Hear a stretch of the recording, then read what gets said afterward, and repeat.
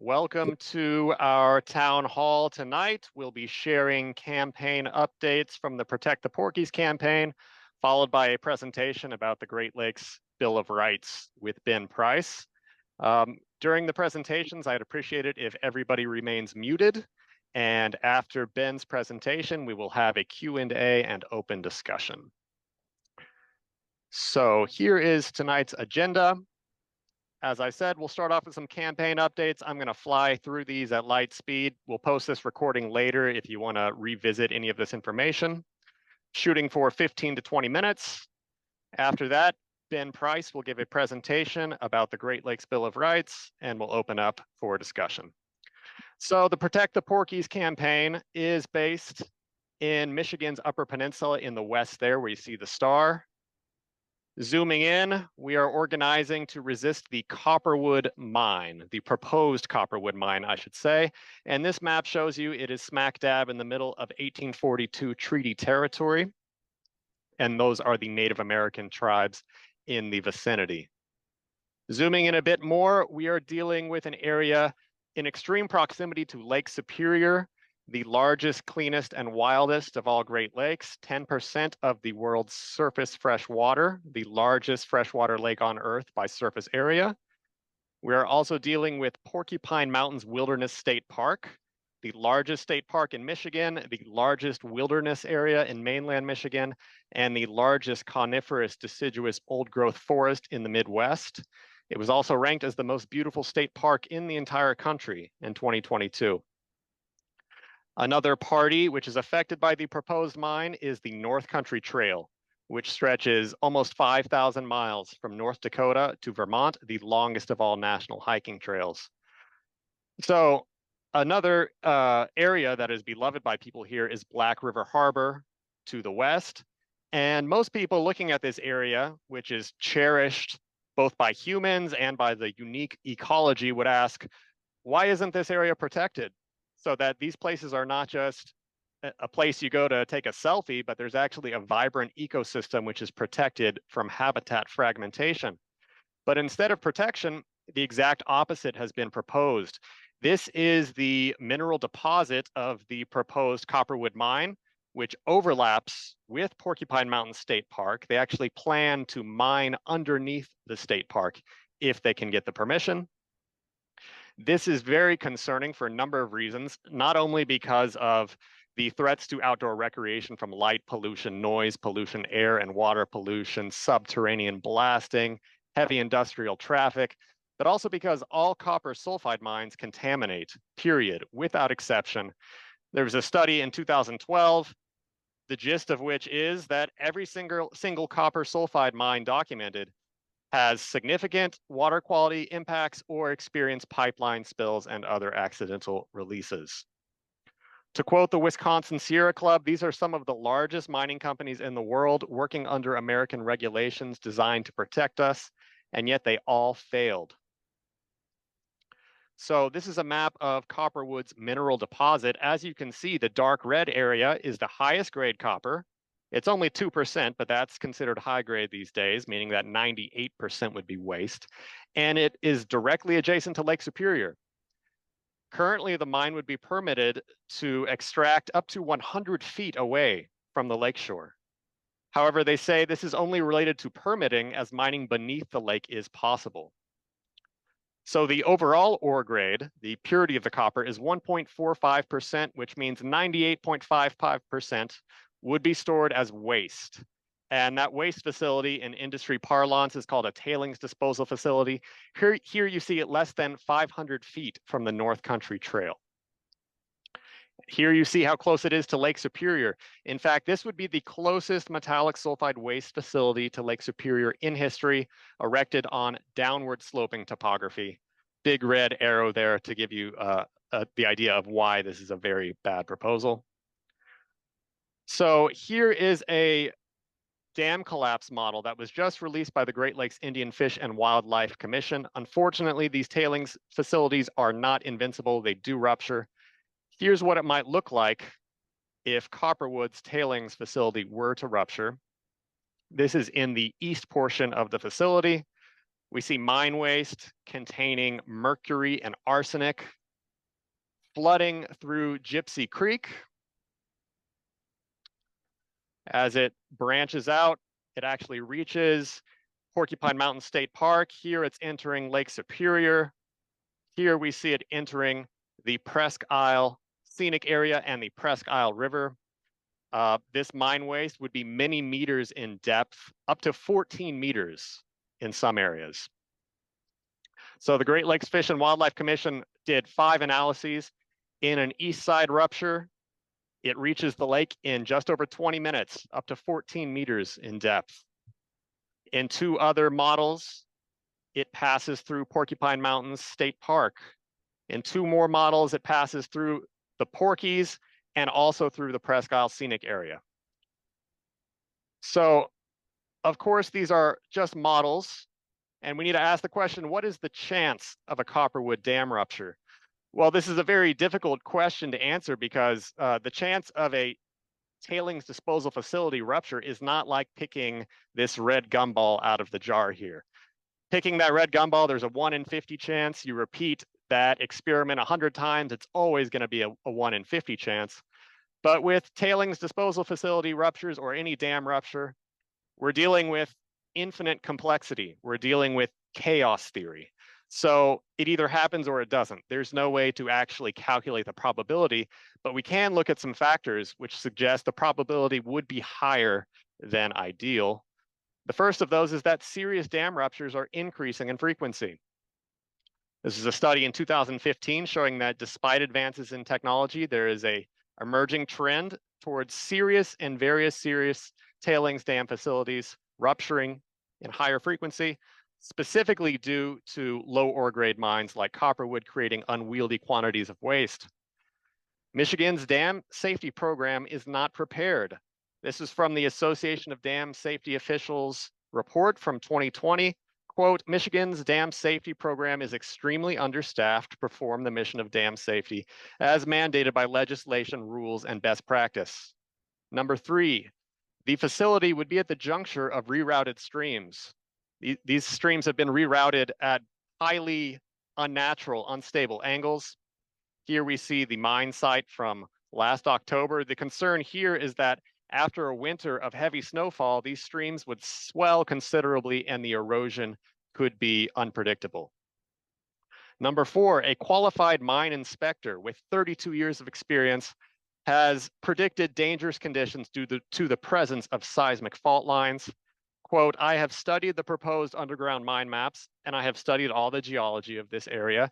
It is a highly dense fault line zone, especially in the area of the Porkies. You have unstable, very wet ground, which could automatically lead to underground collapse and floodings. Even if the mine gets all its permits in place, I predict in the unstable ground, they will have a catastrophic underground collapse. He's talking about a collapse in the mining chamber itself, but the presence of fault lines certainly is not good for the waste facility either. So number 5, 1,000-year storm events are happening much more often than once every 1,000 years.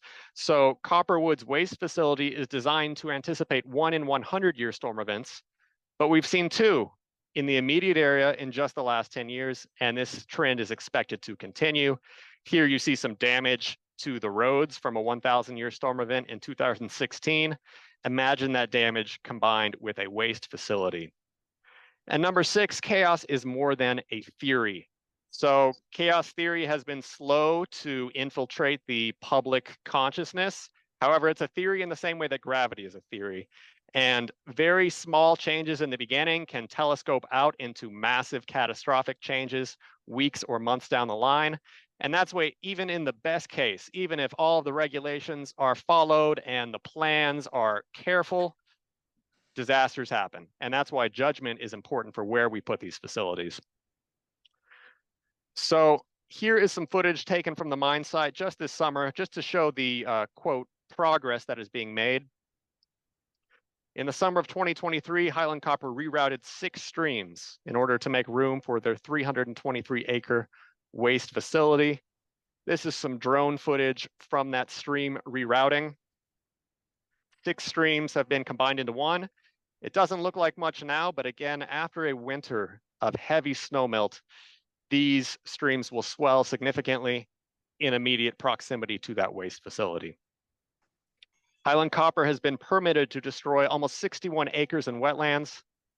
Mitigation comes in the form of preservation of 717 acres and the creation of 18 acres of, quote, new wetlands. Here they are making wetlands. So the first step to creating a wetland is to make a desert in the middle of the forest. Here's a real wetland, which is on the mine site. See if you can notice any differences between a real wetland and a Frankenstein wetland. Again, they're only required to make 18 acres of wetland to compensate for 61 acres of destruction. Michigan has a zero wetland loss policy, but 61 minus 18, it seems like wetlands are being permanently destroyed. So moving on, the good news is that the company currently has around $30 million in the bank, and they've cited an initial capital value for the project of $391 million. I've seen another figure, 425 million, which is likely to increase with inflation. So let's say they've got around 10% of their funding.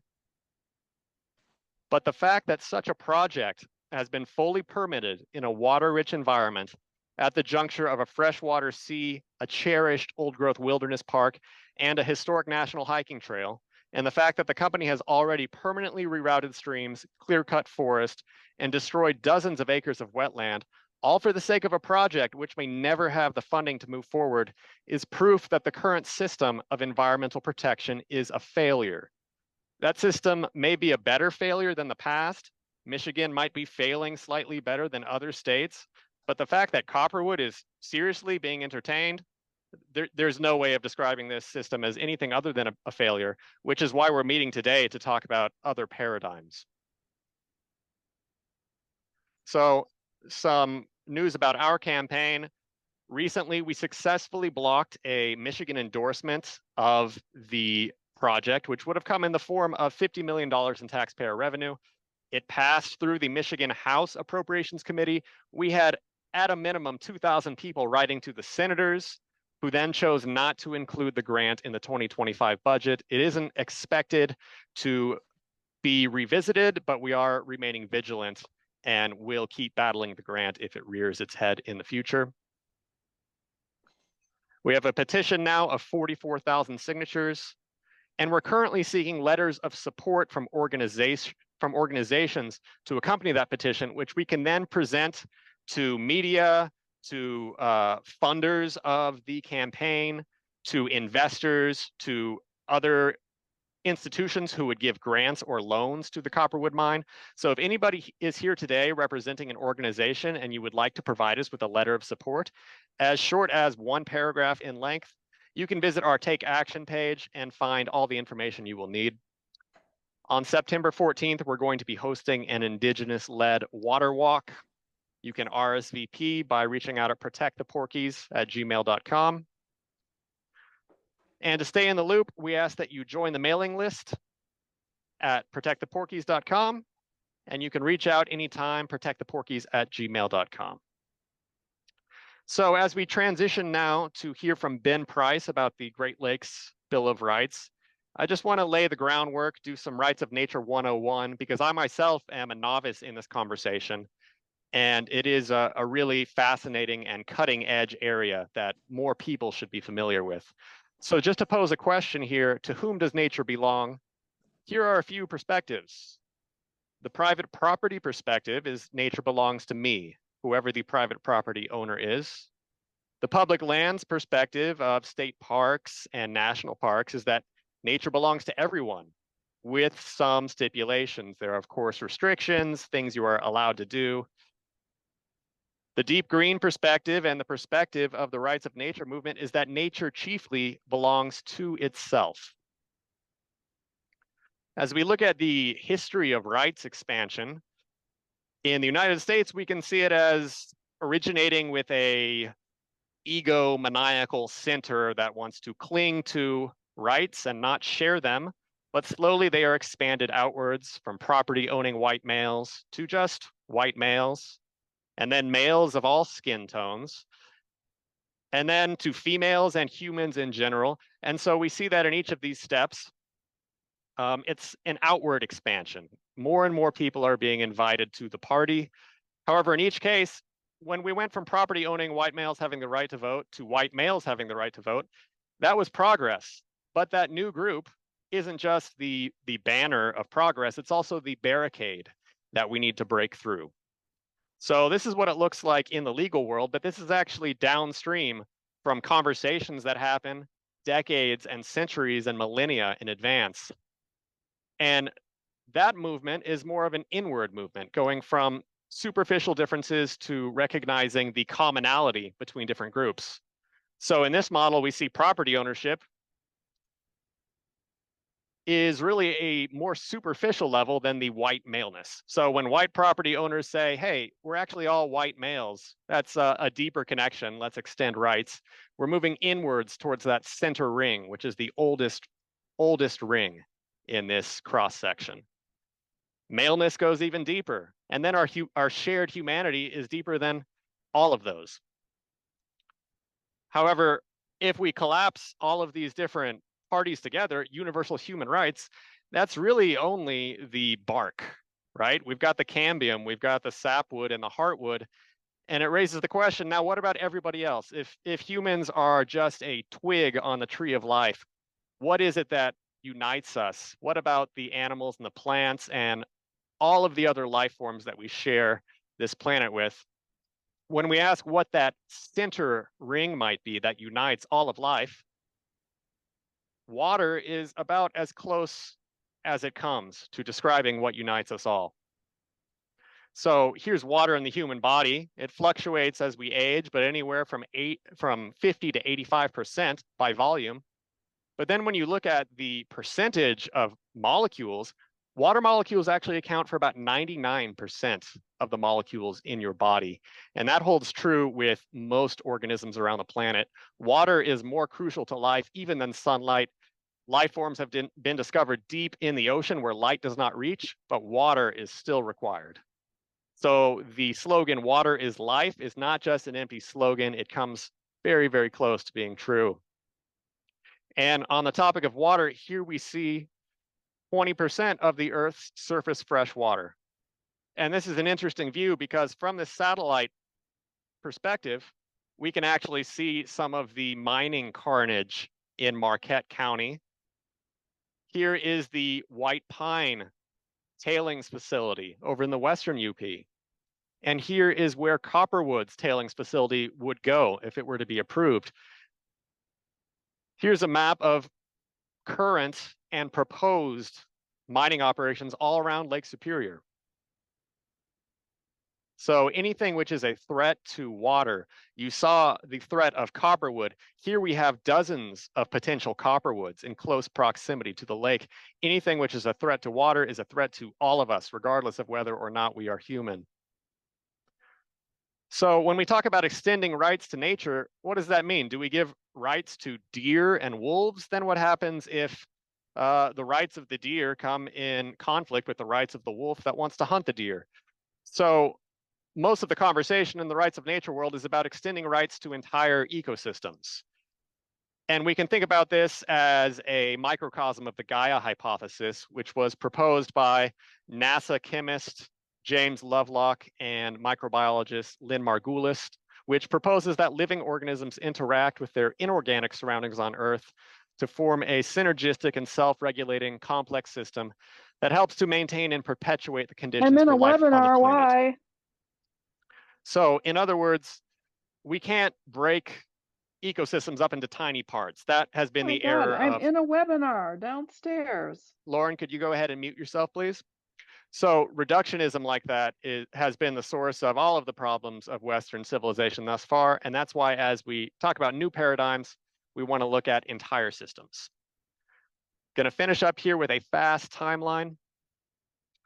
Of course, indigenous cultures since time immemorial, without the need for a concept of legal rights, have implicitly recognized the rights of nature through their relationship with the world. Then in 1972, a publication came out, Should Trees Have Standing, by Christopher Stone. Quote, each time there is a movement to confer rights onto some new entity, The proposal is bound to sound odd or frightening or laughable. This is partly because until the rightless thing receives its rights, we cannot see it as anything but a thing for us to use, those of us who are holding rights at the time. This article then influenced a Supreme Court case in which the Sierra Club sued Disney for a proposed ski resort in the Sierra Nevada mountains. And that case was actually lost by the Sierra Club. However, there was a dissenting opinion by William O. Douglas, who was way ahead of his time.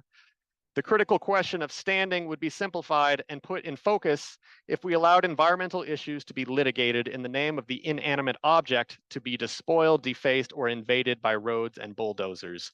Contemporary public concern for protecting nature's ecological equilibrium should lead to the conferral of standing upon environmental objects to sue for their own preservation. The suit, therefore, would be more properly labeled as Mineral King, which is the name of the valley, versus Morton. So this idea that an entity like Lake Superior should be able to represent itself in court, the same as corporations, the same as trusts and joint ventures and cities and municipalities. The question then is, who would represent an entity like Lake Superior? And the first proposal would be, well, look at all the indigenous communities who are active in this region. They could appoint guardians who would represent natural entities in court. Finishing up our timeline, in 2006 in Tamaqua, Pennsylvania, our speaker Ben Price and the Community Environmental Legal Defense Fund pioneered the first ever ordinance to recognize legally enforceable rights for ecosystems. That ordinance states, it shall be unlawful for any corporation to interfere with the existence and flourishing of natural communities or ecosystems. Natural communities and ecosystems shall be considered persons for the purposes of enforcement of civil rights. In 2008, Ecuador, inspired by that action in 2006, actually drafted the rights of nature into their constitution, including the right to integral respect for its existence and for the maintenance and regeneration of its life cycles, structure, functions, and evolutionary processes. The Constitution also states nature has the right to be restored.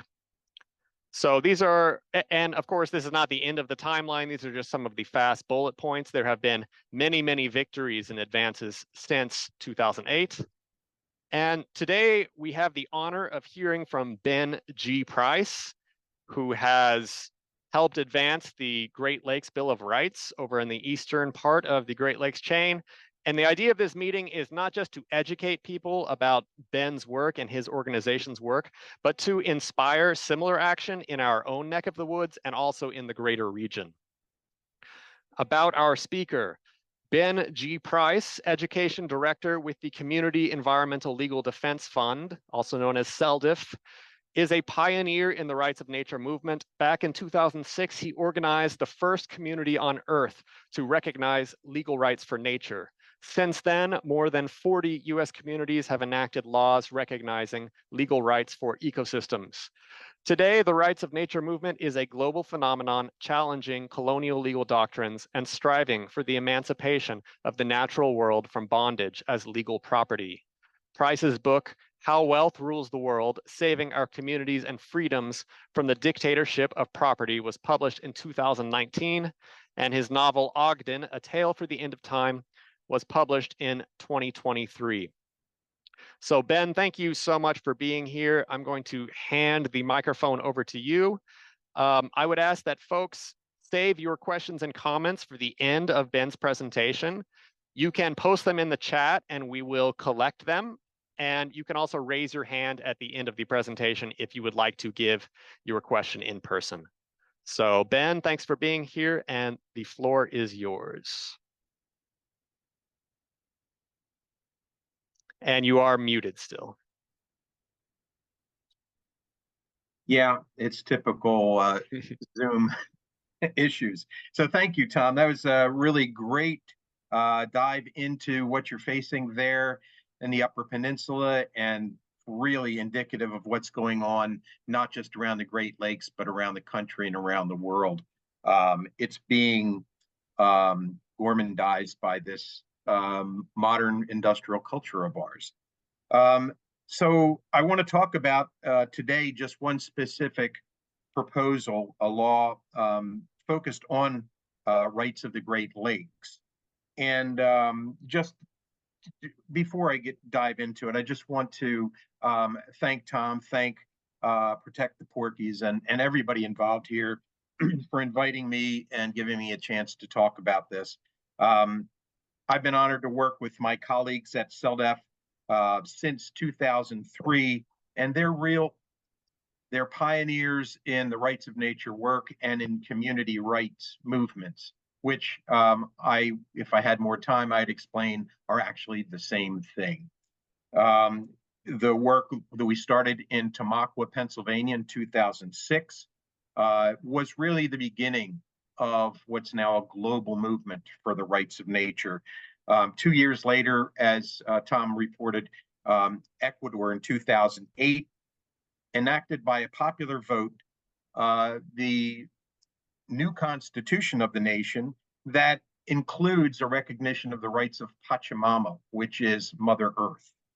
And I just want to say that that was the language that was put into that constitution was shaped somewhat by the consultation with our staff members from CELDF who were asked to join the Ecuadorian Constitutional Congress in 2008 in the drafting of that language. Tom mentioned that we've worked with about 40 or so communities in the United States that have enacted local laws recognizing rights of local ecosystems.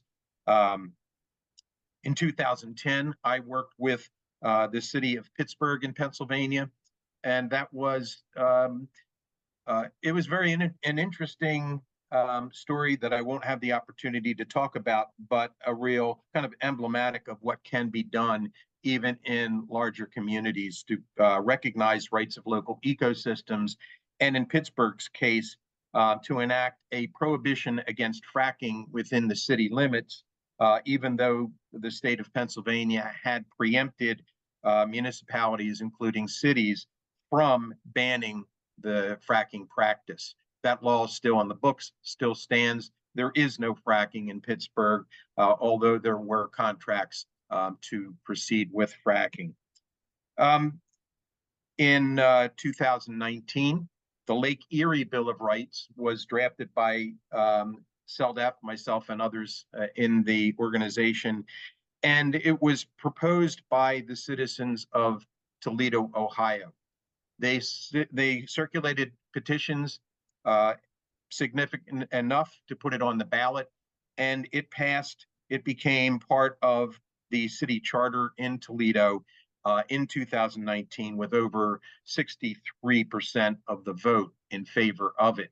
Unfortunately, within 10 days, an agribusiness corporation not located in Toledo filed a lawsuit to overturn the measure because the claim was that it violated the corporate person's civil rights, and the courts agreed. So with that kind of, it's not the most uplifting kind of an outcome, but in fact, we have the long view of things. This isn't just about getting a win every time you propose a law.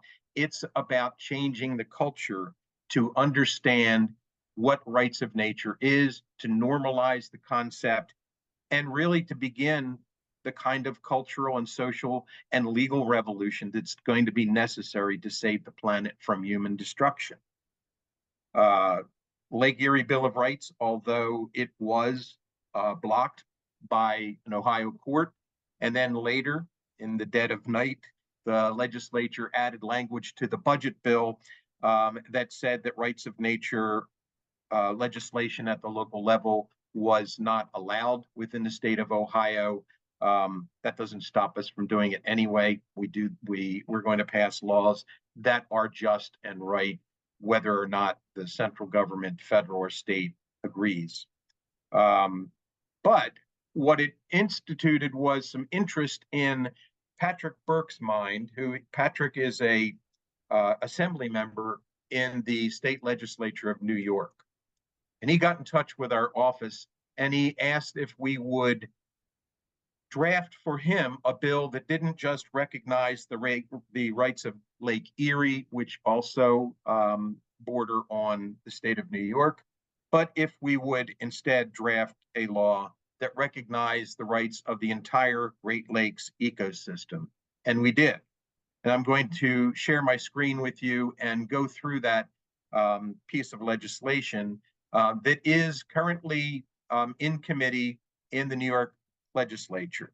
I'll talk a little bit more about it as I go through it. It's not a very long document, so don't be concerned that this is going to be just a long slog through a bunch of legalese. It's not. It's pretty basic. We try to keep it so that regular people without law degrees can actually understand the laws that are enacted in the jurisdictions where they live. And so I'll go ahead and I'll share that document if I can find it. Here we are.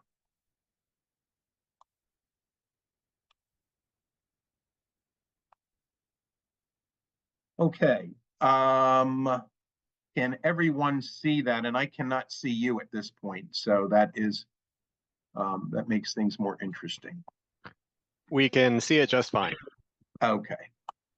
All right. So in the state of New York, now this was actually originally introduced for the first time 2 years ago. Did not move out of committee, did not move forward, and again the following year did not. It's been introduced for the 24-25 regular session in the Assembly. We did pick up a couple of co-sponsors. So we have Burke, Rivera, and Wallace. I won't read every word in here. The beginning is to tell you where this would be situated in the state legal code if it were enacted. It would be under Title 23, or actually Section 1, Article 17 of the Environmental Conservation Law in the state of New York. And it would be a new Title 23, the Great Lakes Bill of Rights. And I'm going to read the Declaration of Rights and a few other sections here so you have a sense of what this looks like. So under Declaration of Rights, the rights of nature, the rights of the Great Lakes ecosystem.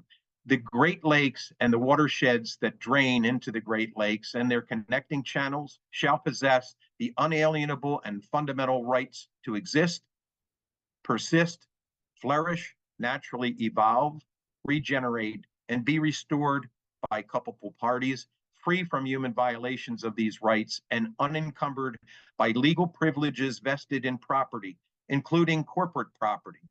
The Great Lakes ecosystem shall include all natural water features, communities of organisms, soil, as well as terrestrial and aquatic sub-ecosystems that are part of the Great Lakes and their watersheds and connecting channels. And so you see the basic rights are the right to exist to begin with, to persist, continue to exist, to flourish, to naturally evolve and regenerate, and also to be restored when harmed. And these legal rights are not to be challenged by privileges, because that's really what, for instance, so-called corporate personhood rights are. They're actually privileges for corporate property. And these rights would not be able to be overturned by claims of violating corporate civil rights, as they were in the Lake Erie Bill of Rights court decision. Number 2, under the Declaration of Rights, right to clean and healthy environment. The people and the natural environment, including each ecosystem of the state of New York, shall possess the right to a clean and healthy environment, which shall include the right to clean and healthy Great Lakes and the Great Lakes ecosystem. Part 3, right to freedom from toxic trespass. The people of the state of New York, as well as the Great Lakes ecosystem and the watersheds that drain into the Great Lakes and their connecting channels, shall possess a fundamental and unalienable right to the integrity of their bodies, ecosystems, and physical aspects, and to be free from toxic trespass upon or within them. Therefore, the right to be free from toxic trespass shall not be violated. As used herein, the term toxic trespass shall mean the intentional, unwitting, involuntary, or neglectful deposition of toxic or potentially toxic substances within a human or non-human body or ecosystem. And the explanation, that is something from the office in the legislature, showing what is new for this environmental law and what isn't. The underlined, which is what I'm reading, would all be new additions. Part 4, right to freedom from monetization. The Great Lakes ecosystem shall possess the unalienable and fundamental rights not to be owned, privatized, or monetized. These rights shall include emancipation from all claims of vested property rights to the extent that such rights purport to allow the violation of the rights of the Great Lakes ecosystem or the people of the state of New York. Prohibited monetization of the Great Lakes ecosystem shall include, but not be limited to, carbon trading, natural asset companies, ecosystem services, and patenting of life forms. Number 5, under the Declaration of Rights, rights as self-executing, all rights secured by this title shall be inherent, fundamental, and inalienable, and shall be self-executing and enforceable against both private and public sectors. A real quick explanation of what this means. Self-executing law means that the words in the law mean what they say, and the legislature has not only no obligation, but may not alter or change the meaning of the words by enacting legislation purporting to say, and this is how they'll be enforced. That's not how a self-executing law works. The First Amendment of the U.S. Constitution is technically self-executing. But of course, we do have additional laws describing how it is understood and so forth, and that mostly comes from court decisions, from case law. But at any rate, we need to start with a strong standing for these rights and not be in doubt about what they mean and whether they have to be interpreted for us to understand them. We can read them and understand the words. The next section is on violations. Number 1, it shall be unlawful for any person to violate the rights recognized and secured by this title. Number 2, no permit, license, privilege, charter, or other authorization issued to a person or business entity by any governmental entity that would violate the prohibitions of this title or any rights secured by this title shall be deemed valid within the state. And then we'll move on to the enforcement. Number 1, any person, business, entity, or government agency that violates any provisions of Title 23 of Article 17 of this chapter shall be guilty of a violation, and upon conviction thereof shall be sentenced to pay a fine of no more than $500 for each such violation. Each day or portion thereof where a violation occurs shall count as a separate violation. Now, this sounds like, well, how is that going to be a deterrent? But we'll read on, and I think you'll get the gist of it. $500 per violation per day or portion of a day that a violation takes place, and separate violations for violating each of the rights that are enumerated. That adds up a little bit, but that's really not the gist of the enforcement provisions. The second part, the commissioner shall enforce the rights and prohibitions of Title 23 of Article 17 of this chapter. And so the state environmental commissioner has the authority to enforce. Number 3, any person, business, entity, or government agency engaged in activities that violate the rights of the Great Lakes ecosystem, regardless of the jurisdiction in which such activity takes place, shall be strictly liable for all harms and rights violations resulting from those activities. Damages shall be measured by the cost of restoring the Great Lakes ecosystem and its constituent parts, at least to their status immediately before the commencement of the acts resulting in injury, and shall be paid to the state to be used exclusively and without exception for the full and complete restoration of the Great Lakes ecosystem and its constituent parts. $500 per violation doesn't seem like much of a penalty, but the damages to be awarded are decreed by the law to be whatever it takes, whatever, there is no cap on the amount to restore the damage that was done. And finally, number 4, the municipalities and counties of the state of New York shall possess legal authority to enact and enforce laws that protect the rights and other provisions of Title 23 of Article 17 of this chapter, including but not limited to regulations and prohibitions free from state preemption or challenge by the assertion of competing rights of corporations.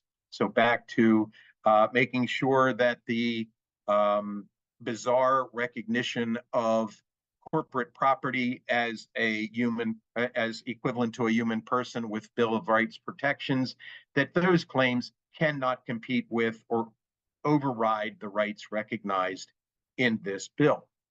Now, what we see in highlights here are proposed amendments to add into this this proposed bill. And the way that these came about were we did ask for input from indigenous folks and from environmental groups and from others about what they think might also be included. And we have asked Assemblymember Burke to introduce these as amendments to the bill. They have not yet been officially added to it, but I'll read these, and it's just the next few paragraphs. An addition would be, this act does not apply to those areas under the jurisdiction of Indian tribes. Further, any off-reservation treaty reserved rights to hunt, fish, and gather are not subject to any enforcement assertions by municipalities, counties, or the state of New York. And number 6, to actually strengthen number 4, empowering municipalities and counties to enact local laws recognizing rights of local ecosystems. Number 6, local laws adopted pursuant to subsection 4 shall not be subject to preemption by international, federal, or state laws, provided that a local law does not: A, such local laws do not restrict fundamental rights of natural persons, their local communities, or nature secured by local, state, or federal constitutions or by international law. And B, such local laws do not weaken protections for natural persons, their local communities, or nature provided by state, federal, or international law. Now, I want to point out that what we've got here is recognizing the rights of local governments to enact laws that establish the rights of local ecosystems and enforce their protection. However, it's not a carte blanche for local governments to enact any kind of law they want. They must not, under Section 6, Part A, they must not restrict or violate the fundamental rights of people or their communities or of nature established elsewhere, and that they must not weaken laws that have already been enacted. For instance, we'll say the Endangered Species Act or the Clean Water Act or other such provisions. So the intent isn't for local governments to enact laws that would in any way block protections that had already been established. So it's the point is for local governments, county and municipal, to be able to enact protections for the people and for their local environments that add to the protections that already exist and not in any way to weaken or to overturn them. And I'll end the share screen there. And before I get into taking questions, I wanted to make a few comments, if you'll allow. I wanted to address some expressed concerns about the bill and some that I anticipate. First off, Tom, how are we for time? Because I'm notorious for not. We're doing great. Okay, great. So first, this isn't a one-size-fits-all document. And as I mentioned, we've sought input from environmental groups and indigenous leaders. So I'm offering this New York bill as a starting point for discussion. Other states can modify the language. They can make it fit more naturally the needs of their environmental concerns. But there are things that I would, there's certainly things I would add and change in the case of the New York bill. I think that it can still be tweaked, but this is the political world, and the bill was accepted by the Assembly member, Pat Burke. And this is, I would say it's probably about as far as he thinks he could possibly go in introducing such a bill at this point. But there are important elements, I do want to say this, that need to be preserved in this bill, or in any kind of a rights of an ecosystem or rights of the Great Lakes bill, for it to actually address the legal rights that are held by ecosystems and not just environmental rights of the people. So just to be clear, rights of nature pertains to both the rights of humans and other than human communities. It's not just about non-human communities, not just about non-human species. It includes humans as part of the natural community. And I'll talk about that a little bit more here in a sec. So state environmental rights laws and constitutional amendments and laws based on and dependent upon, for instance, the public trust doctrine, are not about rights of nature, but only the human uses of nature. Nature has no rights under regulatory or trust doctrine law or environmental rights amendments. Owners of parts of nature are recognized in law as legal owners of those parts. Their property, that is, the parts of nature, are property under those laws and under those claims of ownership.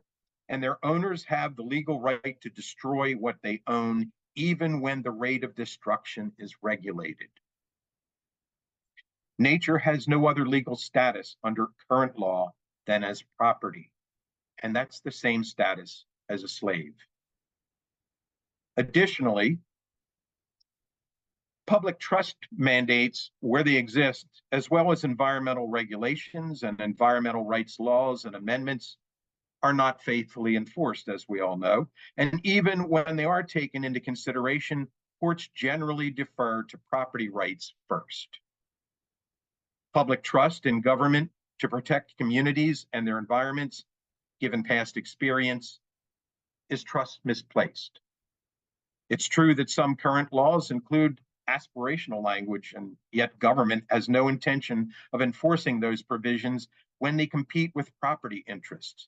Those meaningless words, in effect meaningless words, and otherwise business as usual laws amount to the consolation prize for our surrendered right to enact and enforce our values and aspirations as enforceable law.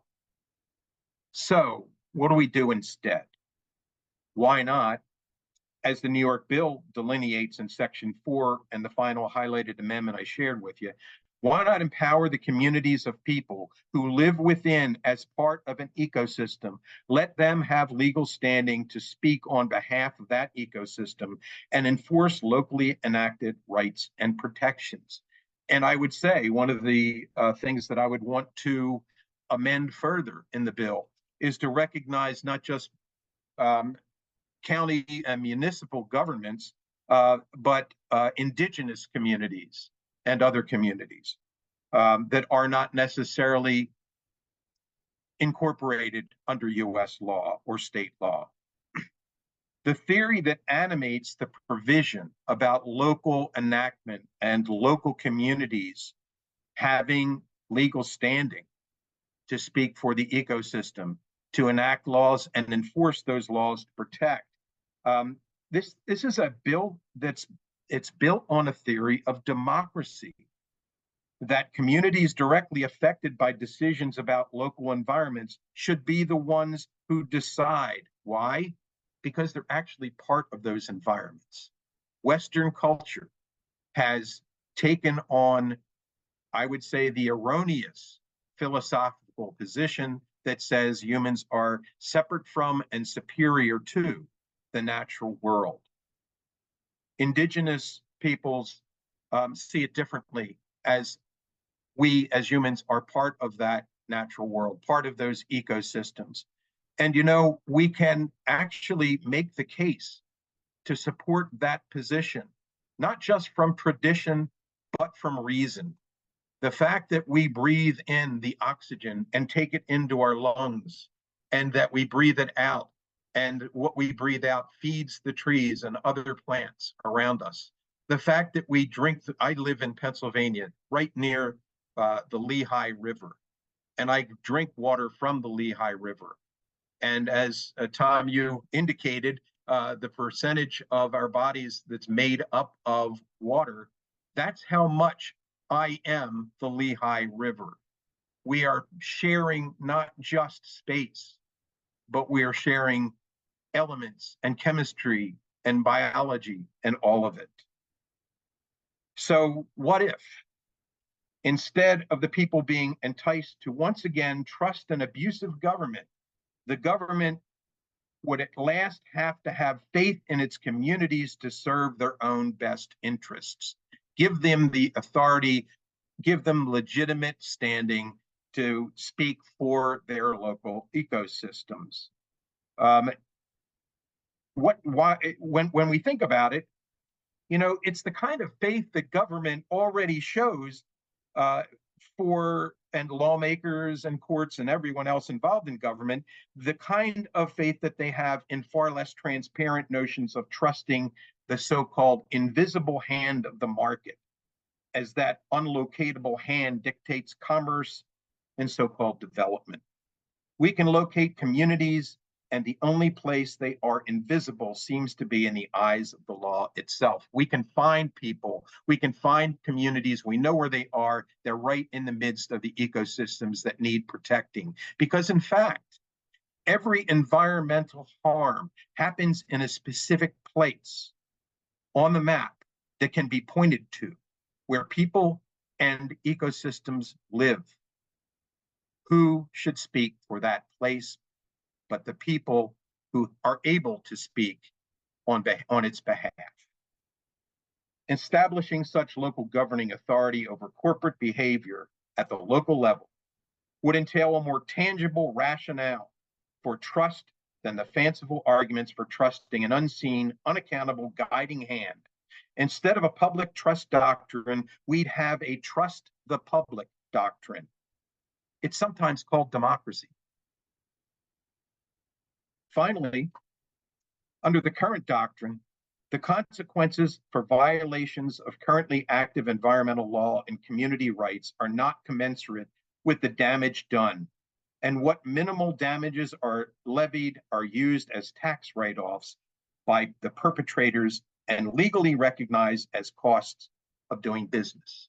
And so when we think that we're really slapping the knuckles of a corporation that destroys an ecosystem, their lawyers know that it's really not a punishment.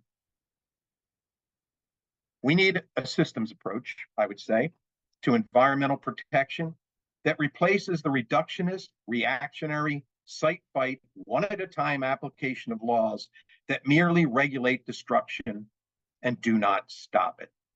So I'm going to wrap up here, and just want to say, though, that if you'd like to get started in your state and you'd like to just learn more about how this might be done, get in touch, send me an email, let's talk, and we'll try to get you started.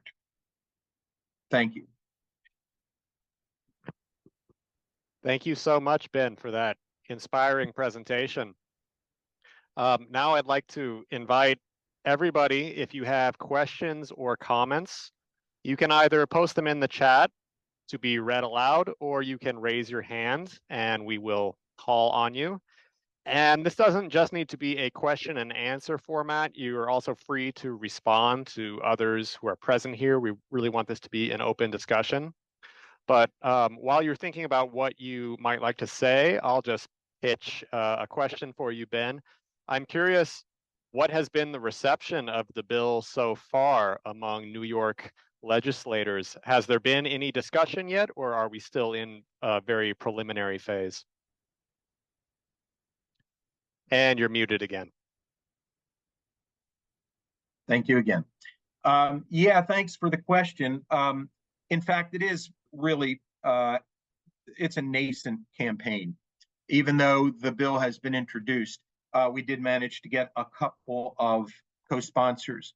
What needs to happen, and it's something that we're working on, my colleague Tish Odell and I are working on trying to coordinate a coalition of New York residents and organizations that would get behind, support, and really boost the bill, try to get it into a higher profile in the public mind. And that includes getting hold of their representatives in the assembly and asking for them to co-sponsor and support the bill. And that's the kind of thing that would need to happen in any state that would consider moving forward with such a bill. The reaction has been mixed, quite frankly, from the lawmakers. I think that we have no one willing, especially during election years and so forth, to stick their necks out and show support for a novel piece of legislation, let alone one that to some seems radical. And just to be clear, I embrace the term radical. The word radical, as most of you probably know, comes from the word root, as in radish. It's a root vegetable. And so we like to get to the root of a problem and begin there when we're going to propose solutions to the problem. The root of our problem in Western culture, Western industrialized societies, is that we still believe in this so-called Enlightenment era propaganda. Really was propaganda for the expansion of European empires that says that human beings, especially the ones with wealth and guns, are separate from and superior to the natural world. And that isn't something that is going to be an easy proposition to overcome and change. So this bill challenges some really central ideas, some paradigms that uphold the Western culture as it is now, and by the way, drive the destruction of the ecosystem and human communities at the same time.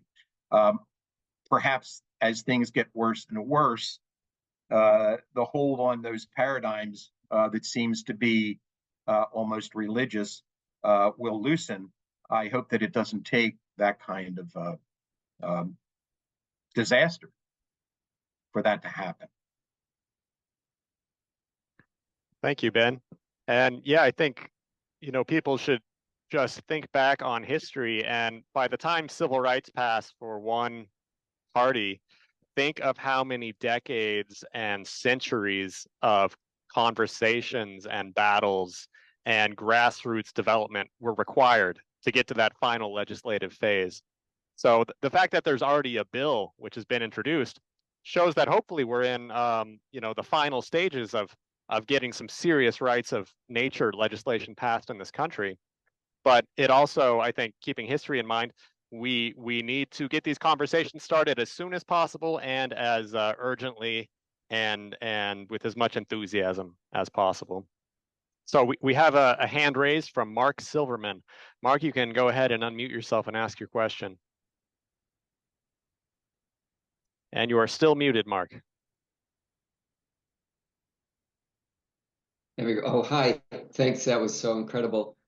So a couple of quick questions. So for the Porcupine Mountains, then a Bill of Rights would need to be introduced at the state level of Michigan, I assume, and just want to know if somebody has already been drafting that already. Mark, no, not that I am aware of. At any rate, we have not been approached to assist in that.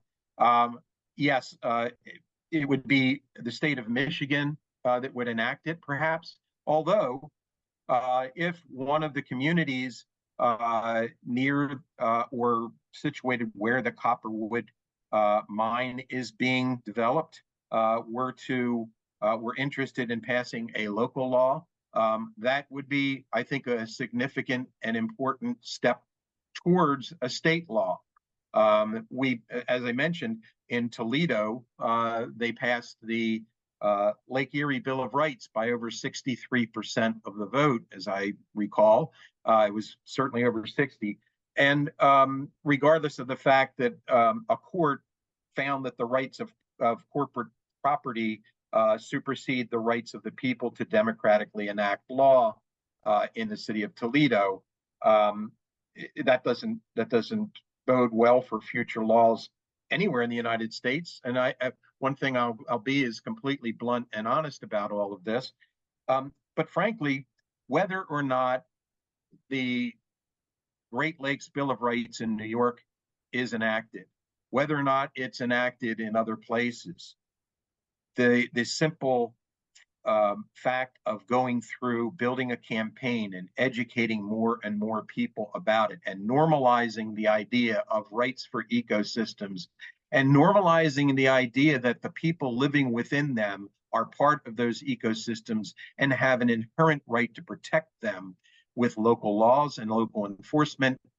These are ideas that aren't probably going to make it into state and federal law until at a more grassroots level, they're considered and enacted, and then support for state level enactments is shown by the people who now understand what these bills are all about.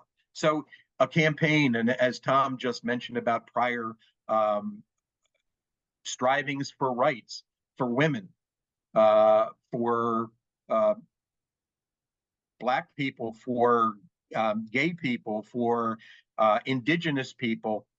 It's crazy that concentric expansion of rights that Tom described, that showed the graphic of, that we started with only white men with property had the Bill of Rights that applied to them. And I know when we talk about the U.S. Constitution and how wonderful it is, mostly people are talking about the Bill of Rights. And the irony is that it didn't apply to anyone but white men with property to begin with. Not until the 1840s, when there was a civil war in the state of Rhode Island. Bet you didn't know that, most of you. But there was a civil war in Rhode Island over the question of whether a white male had to own land before they would be allowed to vote or hold office. That was the end of that provision of a property requirement, and it was the achievement of so-called universal manhood suffrage. That's where that term comes from. Universal manhood suffrage means, okay, even white men without property can vote. So it was kind of the poor white man's civil rights movement, and we've had them consistently throughout the past 248 years since the Constitution was enacted. It was people of different groups had to fight for their rights. Nature is in that position now. And, when it came to ending segregation, it took court case after court case after court case. Lost and lost and lost because precedent said, well, of course, separate but equal is the law of the land. And for women, well, of course, women can't vote. They never have been able to, and they shouldn't be able to now. So the setbacks aren't setbacks if you understand the long game. The setbacks are actually steps along the way to get to the goal. And if we understand that, I think that we can engage in these campaigns with a whole different and a much more uplifting attitude. Thanks. Thank you, Ben. And yeah, in Should Trees Have Standing, Christopher Stone makes the point that every new expansion of rights is always viewed as completely ridiculous when it's first proposed.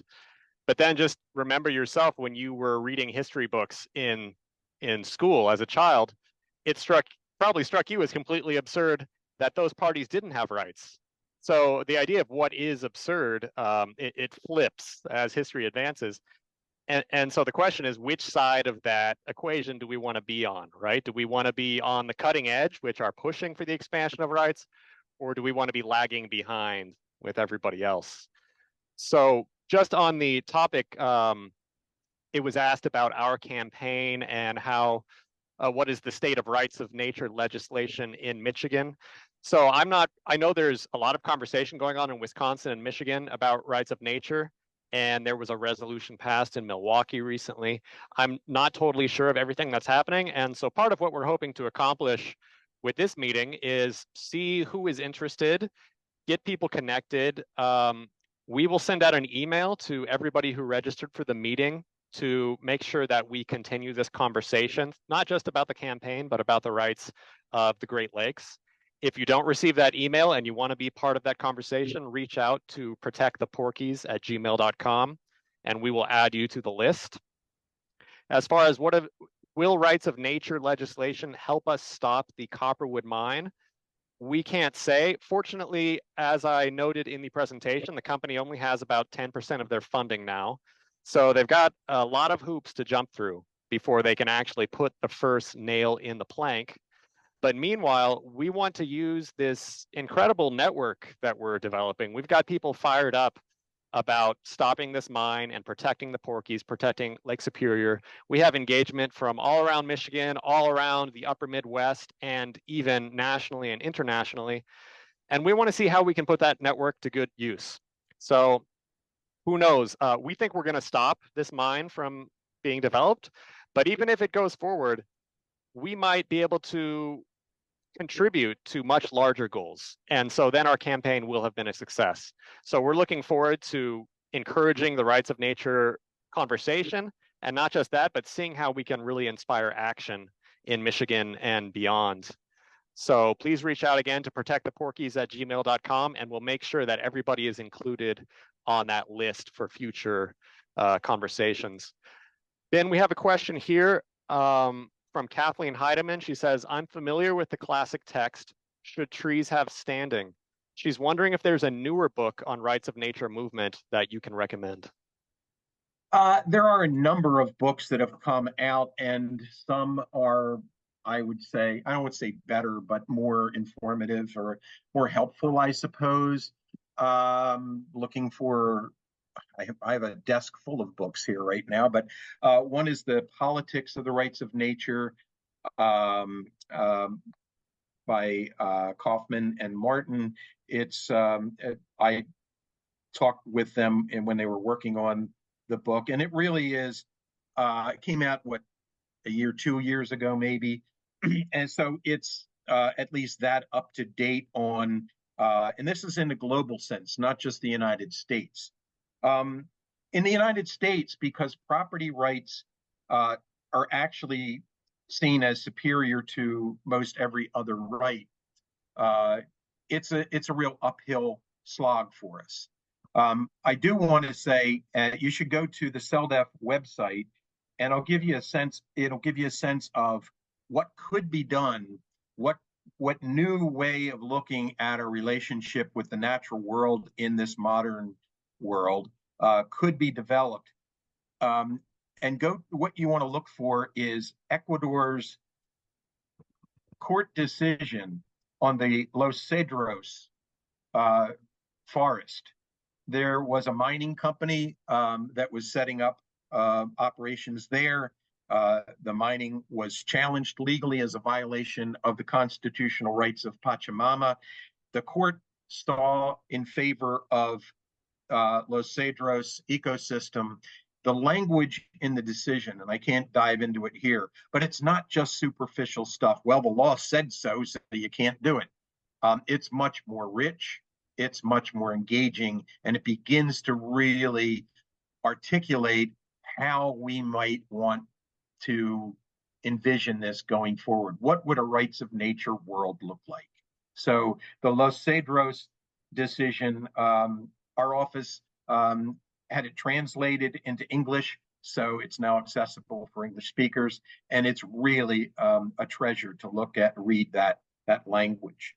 I feel like I missed answering your question somewhat, though. Yeah, so a book recommendation for somebody who wants a more modern take on the rights of nature movement. Well, as I mentioned, the politics of the rights of nature. There are some others, but in legal terms, there's plenty out there. I feel like I need to jump up and go to my bookshelf for you so I can jog my memory, but I won't do that just now. Maybe the thing would be for at some other point, I could put together a list and maybe you could share that out, Tom. Sure. People should start out by reading Should Trees Have Standing, which is only about 50 pages. And then, Ben, you pointed out to me that a new version of Should Trees Have Standing was released just a few years ago, which has about, I think, 400 pages added to it. So that would be a good place to start. I would say so, yeah. So we've got some more questions here. I've got one myself also, just on the practical side of this. How did you go about establishing relationships with lawmakers to introduce such a cutting-edge bill? Well, we didn't, and they established relationships with us. Patrick Burke, his office called us, and matter of fact, sent an email and asked specifically if we would consider drafting a bill that would recognize the rights of the entire Great Lakes ecosystem. So from that, we got in touch with Patrick Burke's staff. We proposed language, went back and forth a little bit, but the language that I shared today is what came out of those discussions. As I mentioned, the amendments that we've proposed have not yet been integrated into the bill. We hope they will, because they're important, especially to indigenous folks. And I think the local lawmaking is better delineated with the additions also. But that kind of relationship, I bet there are folks on the call here today who know, at least, as an acquaintance or casually, a state lawmaker or someone who does know that would be able to open channels up that way. It comes down to being bold and not assuming that our representatives are somehow in a different universe than we are. We need to feel comfortable to talk with them, to propose these things. And I think that it will be possible to find interested lawmakers who would at least sit down to have the conversation, if not actually commit to introducing a bill. Thank you, Ben. And yeah, as we talked about, what happens in the law is very far downstream from what happens in conversations like the one we're having now.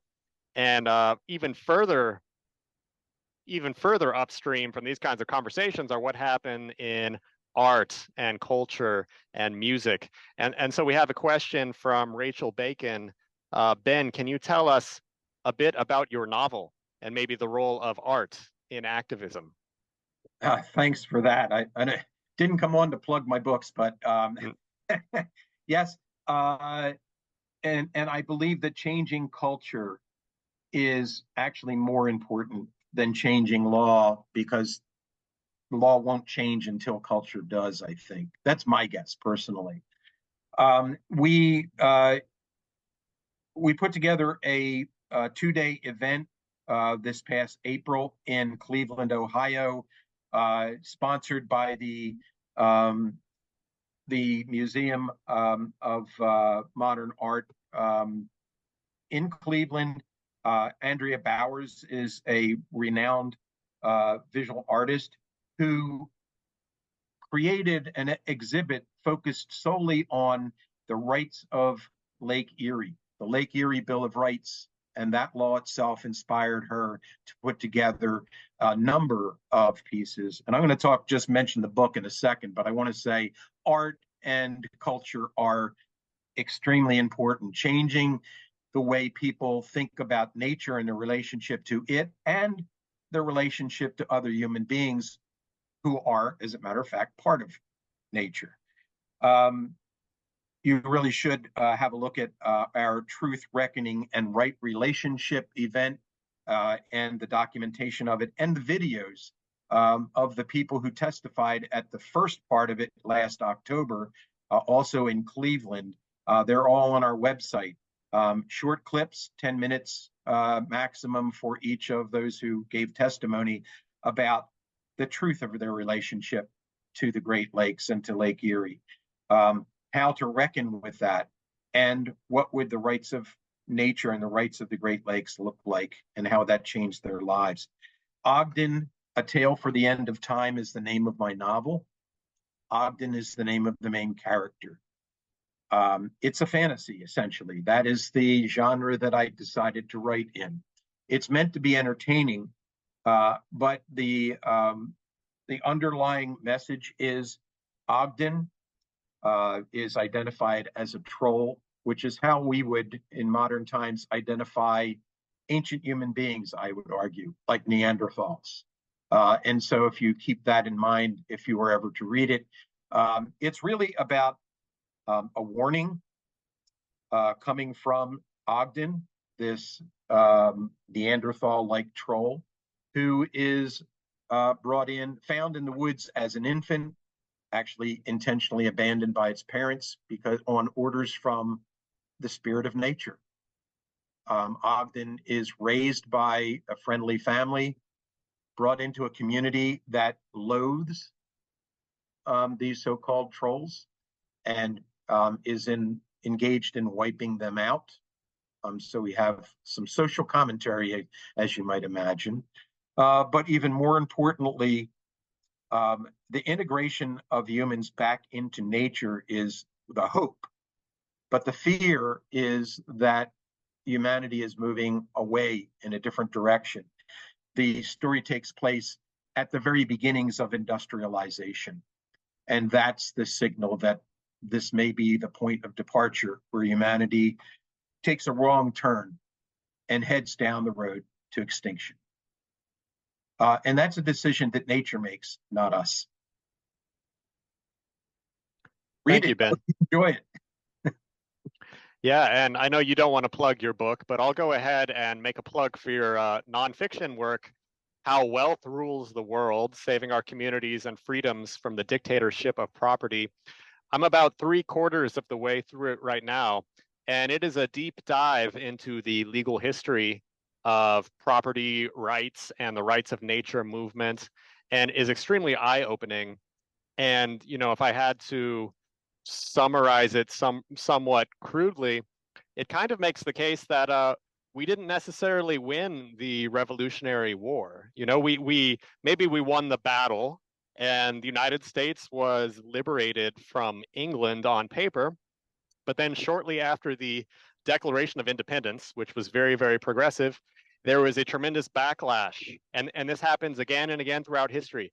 Every time rights are expanded, there's a backlash from people who want centralized control for wealthy property owners to find loopholes and to reclaim the rights which the so-called lower classes have claimed for themselves. So it's a really fascinating read, and I'm learning a lot. And it also details quite a few rights of nature cases. Thanks for that, Tom. And I will say, yes, go ahead and read How Wealth Rules the World. I think it'll be a really good primer for the proposition that communities, municipalities, tribes should be the ones who speak for their ecosystems, the ones that they are part of and live within. I think that I make a case based on reason and facts, and I think that it may arm you with some arguments when you hear the pushback. I agree, Tom. Your assessment, kind of the summation is, the common folks who fought the British Empire and won did not win their rights as a result of the American Revolution. They tried. If you read the first Pennsylvania state constitution from 1776, I'm in Pennsylvania. I have, with a colleague of mine, Chad Nicholson, wrote a rather, or collected a rather detailed history of the constitutional law of Pennsylvania. The very first one reflects the sentiments of those commoners who fought the revolution. In 1790, it was overturned so that it would look more like the federal constitution that was secretly drafted by the Federalist Party, made up of white, wealthy landowners and slaveholders. Thank you, Ben. So anyone who has a question, feel free to post that in the chat or raise your hands. We have a question from Nicole Biber. Go ahead, Nicole.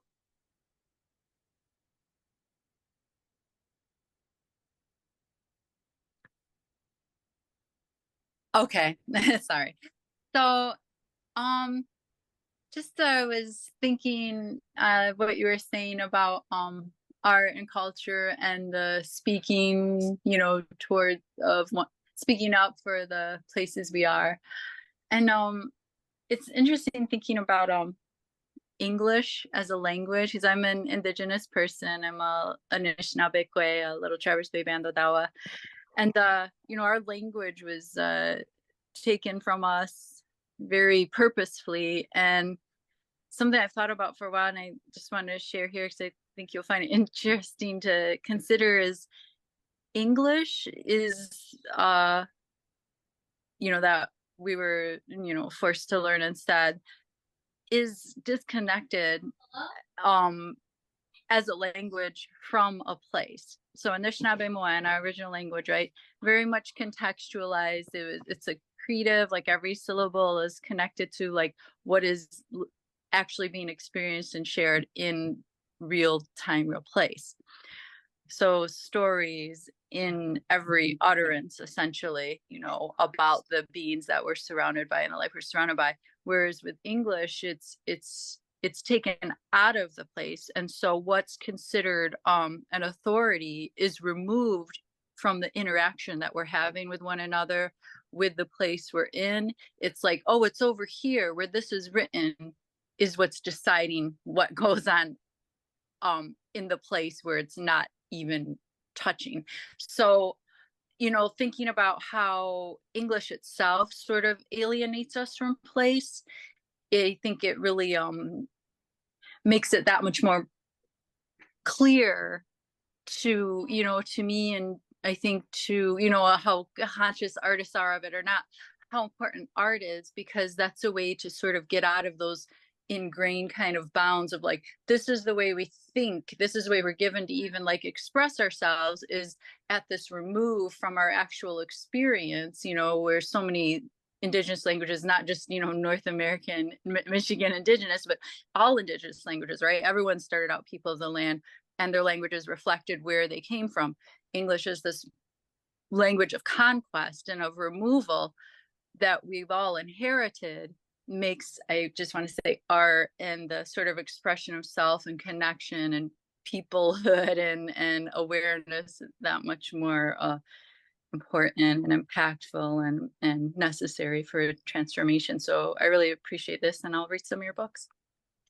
Thank you. If I could say, Tom, Nicole, thanks so much. Language is an extremely important element, and what you've described is really helpful. One of the elements that, to bring back Ogden a second, one of the elements that I threw out that has to do with language and has to do with belief and how they're created in minds and so forth. The English language is chock full of nouns, which is another way of saying we other everything. even the word nature, rights of nature, rights of that other thing out there, not me, other than me, that.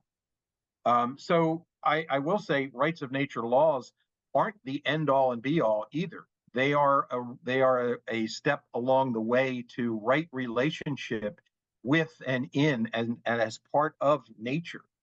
The English language, even compared to other natural languages, which means human languages, like Spanish. I was speaking with new neighbors who do not speak a lot of English. But one new friend of mine, Jose, he said, I don't understand why in English you're always saying, I am this, I am this. And I understood, because language is a keen interest of mine. I understood him to be saying, yes, we use identity, just as we use nouns to other. We use the I am, for instance, I am American, or I am, but we use it for not just to identify with groups, but I am hot, I am cold, as though I am heat itself, I am cold itself, and I am Ben, as opposed to I call myself Ben in Spanish. Say I'm a Ben. I call myself Ben. But in English, it's the identity. And we identify with the words that we use. And we think about things like Descartes' I think, therefore I am. I know this seems far afield of rights of nature, but it's not. It's our relationship to reality. That's what nature is. It's reality. And what people have separated from and feel superior to isn't nature, it's reality. And if I think, we think with words. I think, therefore I am. I am my words. I am those abstractions of real reality.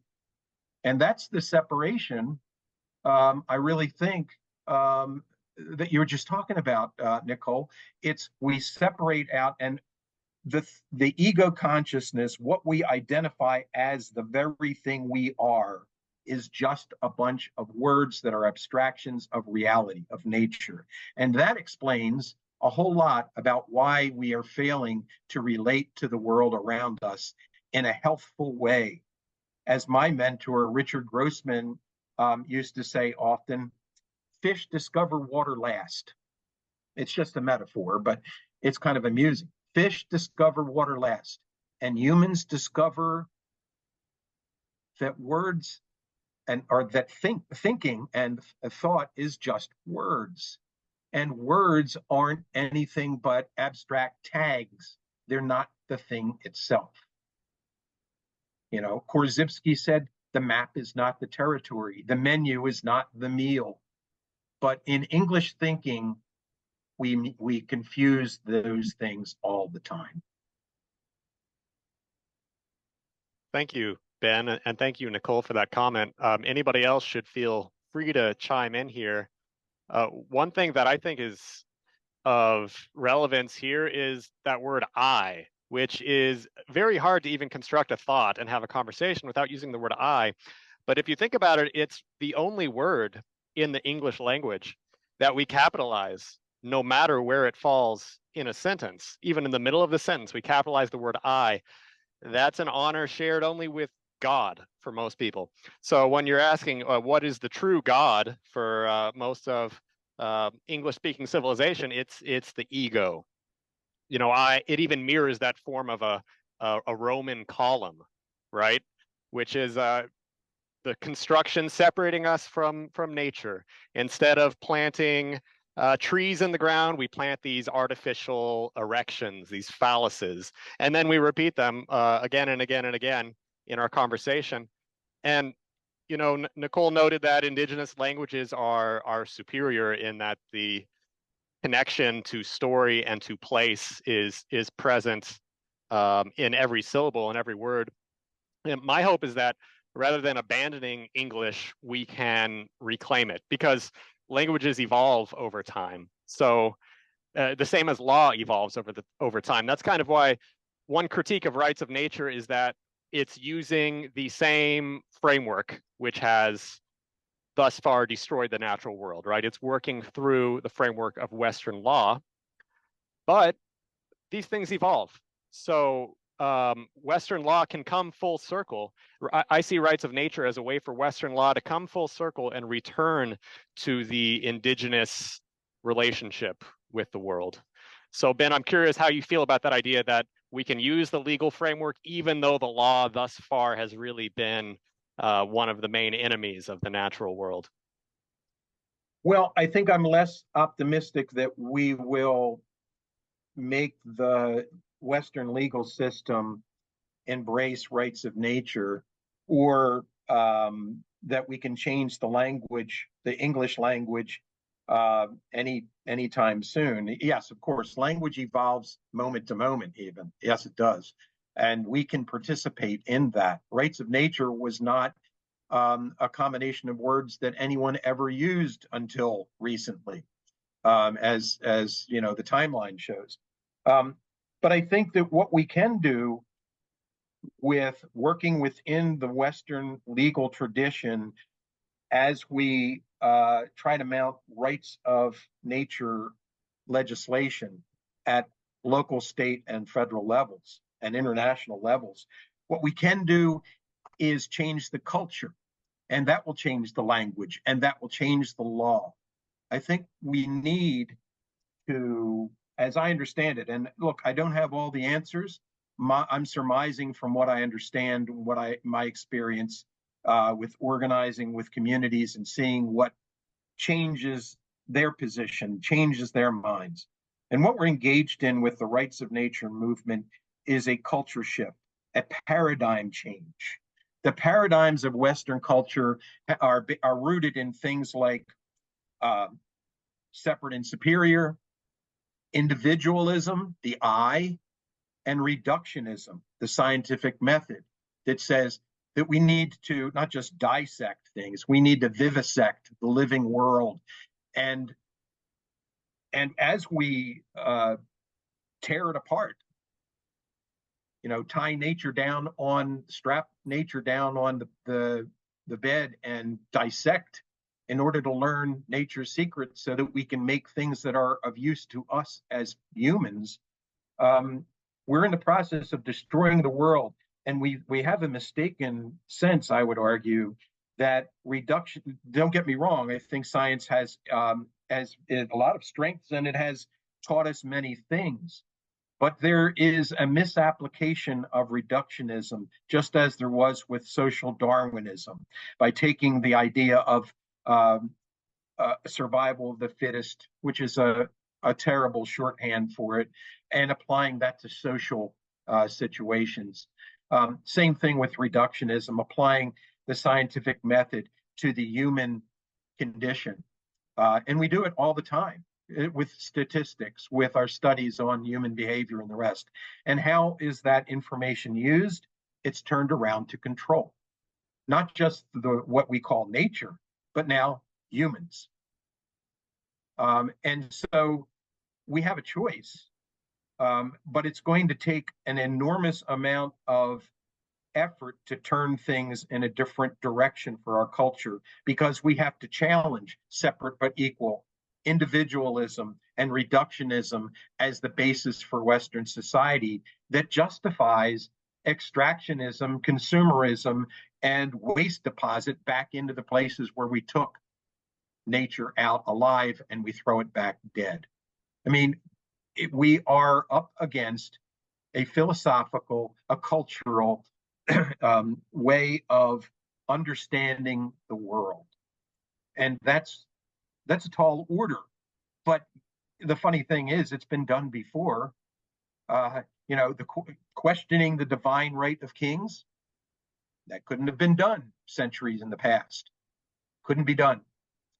You know, questioning a lot of central beliefs of cultures past, those beliefs have fallen. I use the term, what we believe is what we believe. You'll find that in Ogden quite a bit. What we believe, the words that we play around and dance around on tape loops in our head, we live in those abstract parallel universes that aren't really connected to reality. What are we going to do to change them? Well, one thing is we have to change the narrative, the story that we tell ourselves about what this world is. And our indigenous friends here and elsewhere, they are already fortunate to have been brought up in cultures that offer a different story, a different narrative, a different relationship with each other and with the human, the non-human, and the other than human world. Thank you, Ben. Before moving on, I just want to point out to folks that we are beginning the first stages of drafting a petition to recognize the rights of Lake Superior specifically, and also to demand Lake Superior's recognition as a United Nations World Heritage Site, which we feel to be long overdue. And we would like to make this as much of a collaborative effort as possible. So if anybody would like to be in the working group to put together that petition, please reach out to protecttheporkies@gmail.com and I will send you the Google Doc. And the idea of a petition, obviously, an internet petition is not going to change the world immediately, but it does get the conversation started. It introduces idea. It's part of that upstream effort that we've been talking about. So do get in touch if that's something that interests you. Ben, I'm curious, since you mentioned reductionism, and we're talking about the rights of the Great Lakes, but the question is, where does a Great Lake end and begin? And I know that the Great Lakes Bill of Rights mentions the watershed.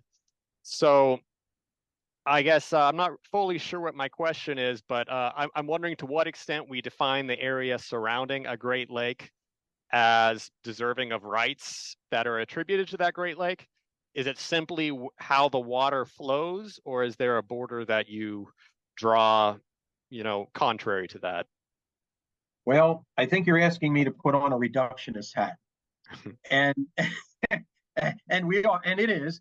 And the fact that we're putting something in law, of course, entices folks to say, well, how do you measure that? Where are the boundaries? Where are the borders? When it comes to property lines and national borders, and we think that they're real, I can tell you that we have lots and lots of photos from outer space looking down at the Earth, and you can't see any property lines or any national borders or boundaries. And the reason is because they only exist in words, the words we've been talking about. Words on paper, in laws, and in the heads of the minds that believe those words reflect reality. And so it is an artifice to talk about the rights of the Great Lakes in many ways. But then again, rights are an artifice. Law is an artifice. They're simply packages of language, of words.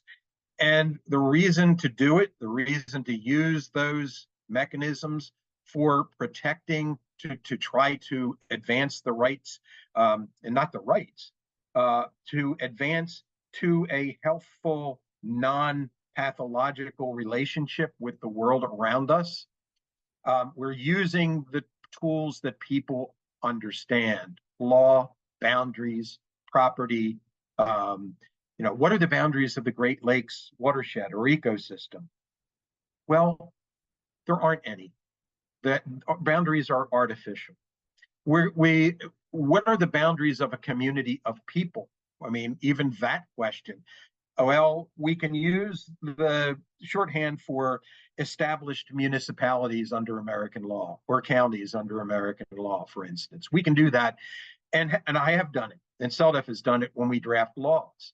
And we do it as a convenience so that we can do something, so that we can meet people where they are in their minds. And where they are in their minds is in the belief that there are really such things as municipalities and counties that only exist on paper and in the heads of people who believe the words on paper to be reflective of reality.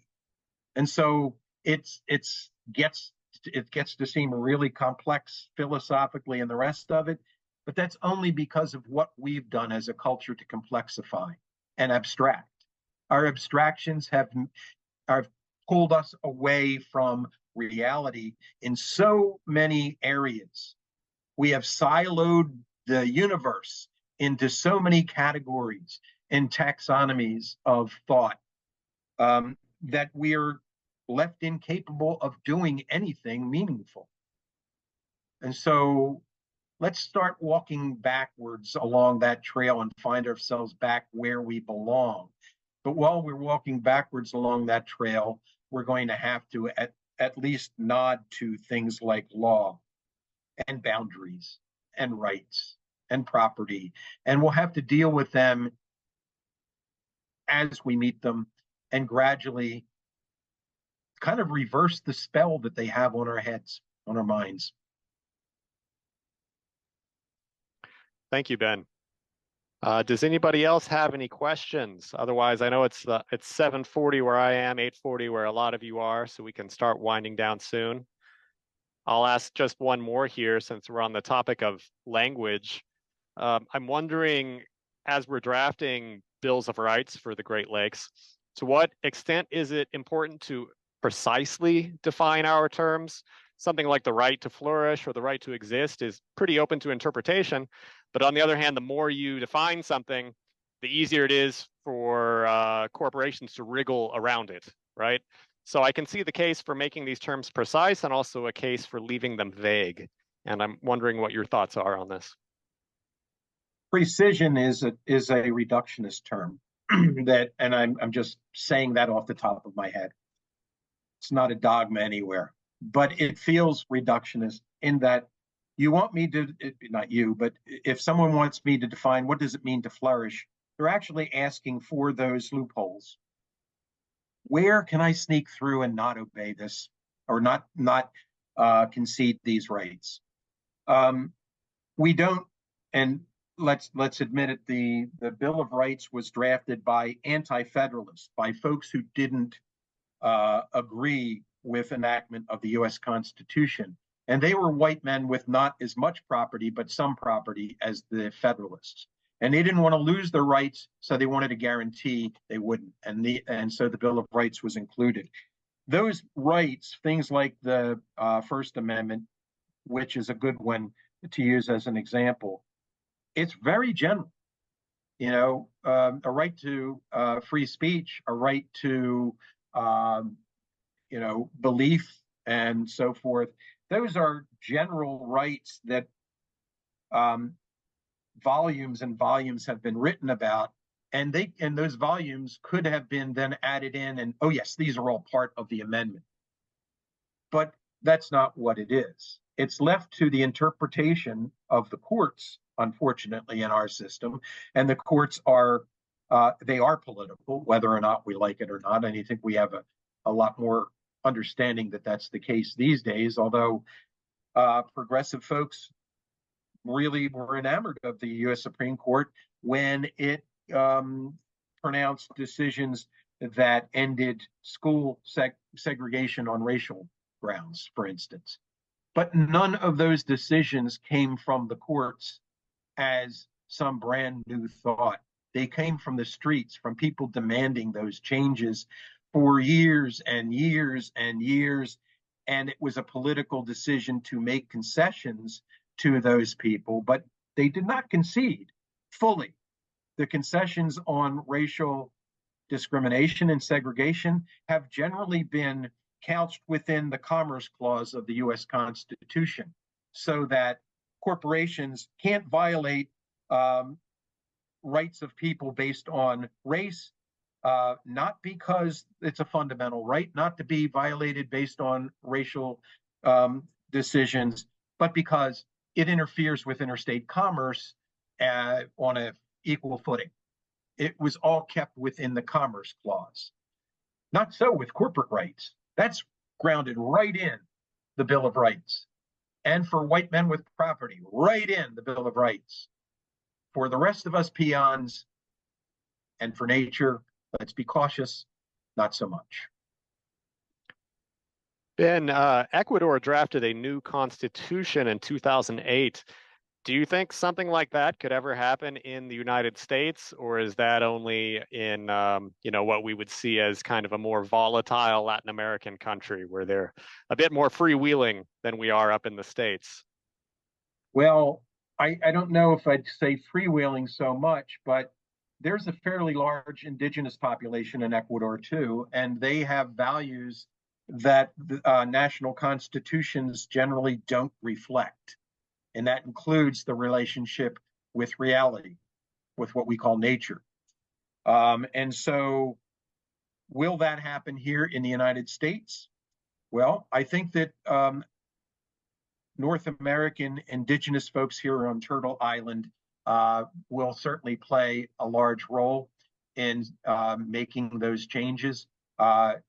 Folks who aren't indigenous to the United States, or what we call the United States, Turtle Island, they can learn from indigenous people, North American and elsewhere, because those values are shared globally by people who have not severed their relationship to reality the way that moderns have. And do I think that it will happen in the United States? It's a question I didn't answer in many when asked often, because I don't know the answer. But I think that it will be answered. Either nature will answer it for us, or we'll answer it in a more productive, just, healthy, and natural way. And if we decide not to, then I think nature will answer that question for us. And it won't be about the United States passing rights of nature laws and enforcing them.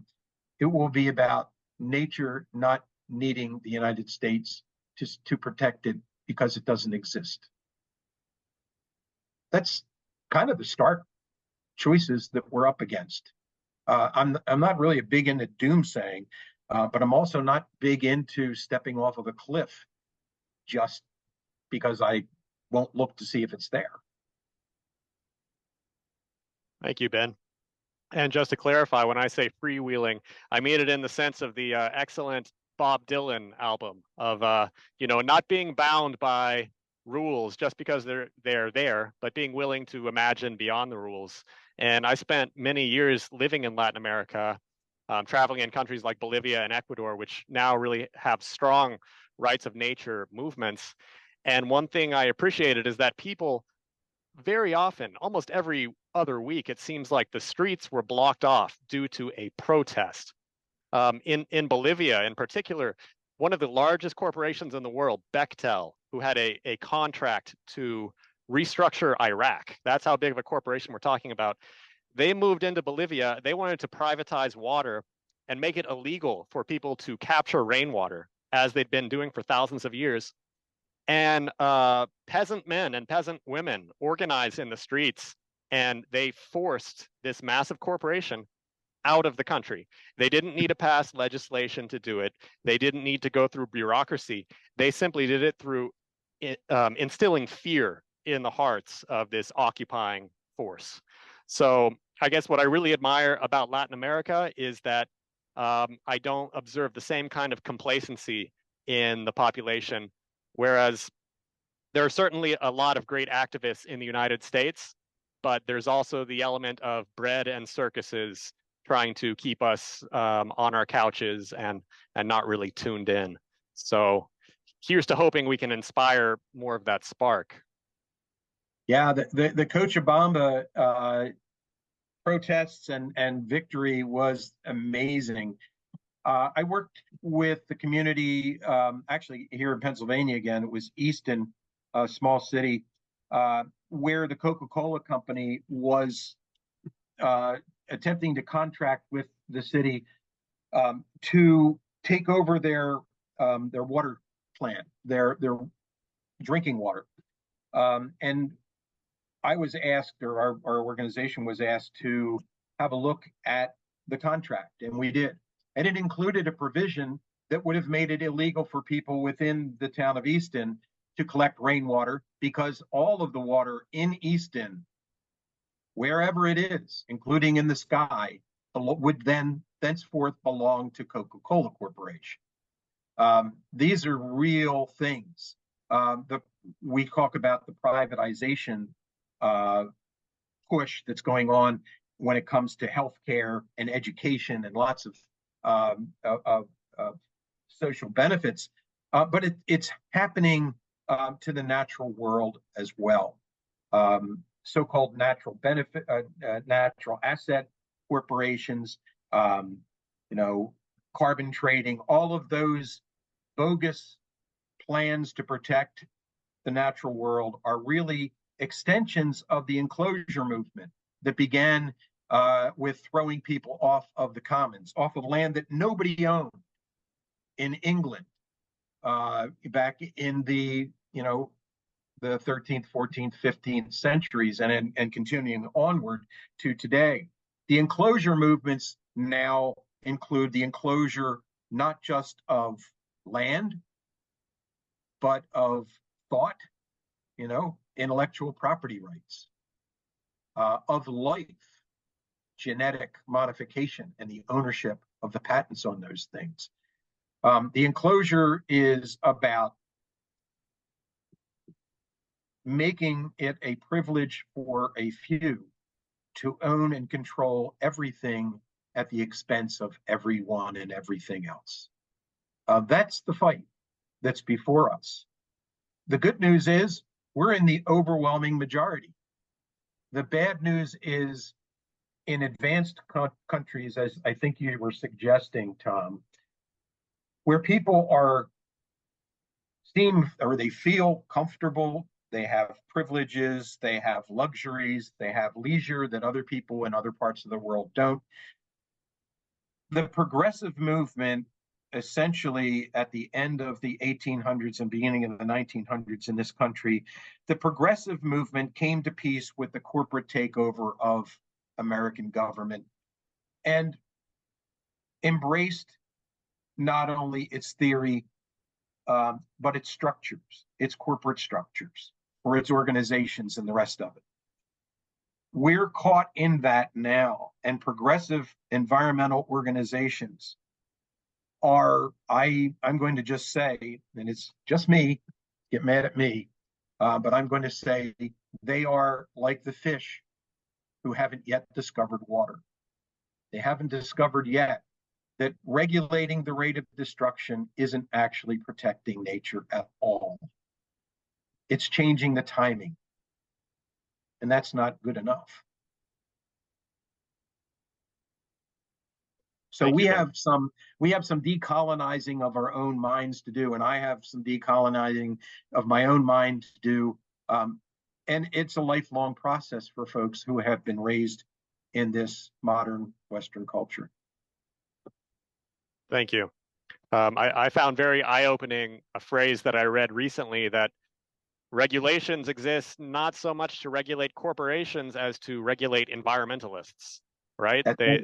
They show us our place. That's right. Yep.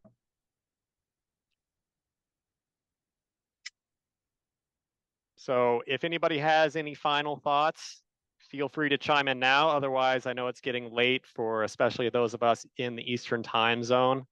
I just want to thank everybody for being here. I think for me personally, I'll say this was very inspiring, and I'm going to leave this conversation with a lot of excitement and enthusiasm to move forward. And I want to thank everybody for being here and standing with the 99%, right? Not the 99% that we hear about in political discourse since the Bernie Sanders campaign, which is a great idea also, but the 99% of the molecules in our body that are water.